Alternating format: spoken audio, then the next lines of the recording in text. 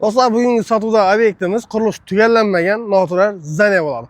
Orientirimiz boshini aytib o'taman. Fayz to'yxonaning qapitalidagi birinchi magazin bo'ladi. Ko'rib turganingizdek, polniy fundamentari yaxshi etib quyilgan, xam karvishdan solingan, ustlari ferma bilan yaxshi etib shifrlangan.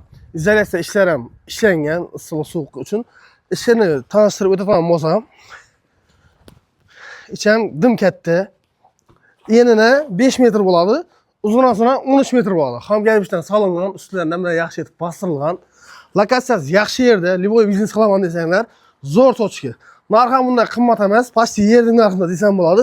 Orqa tarafda eshigi bor. Orqasida ozroq zaxvat uchun yeri bor. Orqasi ko'chaga qarab bo'ladi. Bu yerda siz xalagan biznesingizni qilsangiz bo'ladi. Ayollar go'zallik saloni, erkaklar sartaroshxonasi, xalasanglar tikuvchilik sexi, ustaxona liboy narsaga tortadi. Xat hujjatida hech qanday muammo yo'q. Narxiga kelsak, narxi 10 ming dollar, ustida kelishlar qaytarib payg'asi bor. Orientir tushuntirib o'taman. Orientir shaharning ichidan chiqib kelish, Fayz to'yxonaning qapitali. Bu tarafimiz 40 zavoddan kirib kelish bo'ladi. Bu videoni ana shunday noturar zdaniya qarab turgan tanish bilish hammaga tashlab qo'yamiz.